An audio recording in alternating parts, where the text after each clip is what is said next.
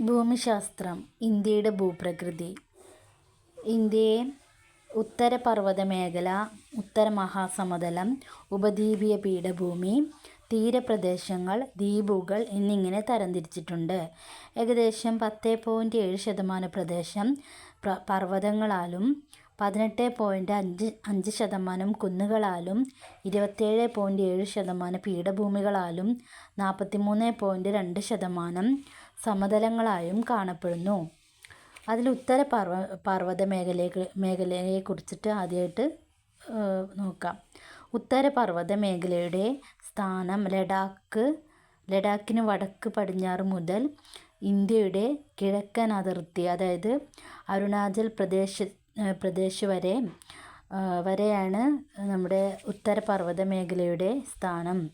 ഉത്തരപർവ്വത മേഖലയുടെ പ്രാധാന്യം എന്താണെന്ന് ചോദിച്ചാൽ കാലാവസ്ഥയെ സ്വാധീനിക്കുന്നു, പ്രകൃതിദത്തമായ കോട്ടയായി നിലകൊള്ളുന്നു, നദികളുടെ ഉത്ഭവം. അപ്പോൾ ഉത്തരപർവ്വത മേഖലയുടെ പ്രാധാന്യം എന്താണെന്ന് ചോദിച്ചാൽ കാലാവസ്ഥയെ സ്വാധീനിക്കുന്നു, പ്രകൃതിദത്തമായ കോട്ടയായി നിലകൊള്ളുന്നു, നദികളുടെ ഉത്ഭവപ്രദേശം. ഇതൊക്കെയാണ് ഉത്തരപർവ്വത മേഖലയുടെ പ്രാധാന്യം.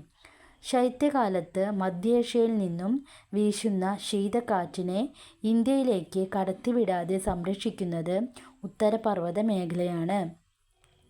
അതായത് ശൈത്യകാലത്ത് മധ്യേഷ്യയിൽ നിന്നും വീശുന്ന ശീതക്കാറ്റിനെ ഇന്ത്യയിലേക്ക് കടത്തിവിടാതെ സംരക്ഷിക്കുന്നത് ഉത്തരപർവ്വത മേഖലയാണ്. മൺസൂൺ കാറ്റുകളെ തടഞ്ഞു നിർത്തി ഉത്തരേന്ത്യയിലുടനീളം മഴ പെയ്യിക്കുന്നതിനും വടക്കു പടിഞ്ഞാറ് നിന്നുള്ള ആക്രമണങ്ങളിൽ നിന്നും ഒരു പരിധിവരെ നമ്മെ സംരക്ഷിക്കുന്നത് ഉത്തരപർവ്വത മേഖലയാണ്.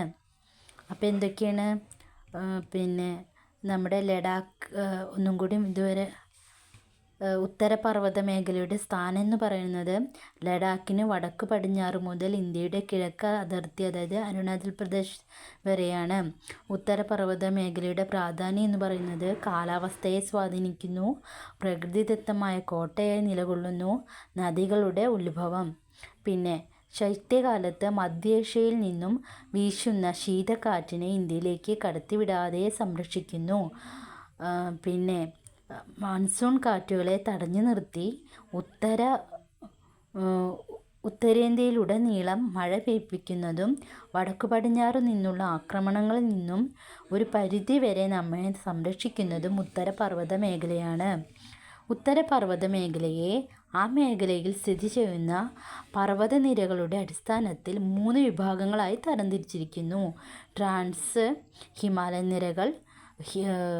ഹിമാലയൻ നിരകൾ, പൂർവജൽ അല്ലെങ്കിൽ കിഴക്കൻ മലനിരകൾ. ഇങ്ങനെയാണ് ഉത്തരപർവ്വത മേഖലയുടെ 3 തരംതിരിച്ചിട്ടുള്ളത്. അടുത്ത ക്ലാസ്സിൽ പഠിക്കാം.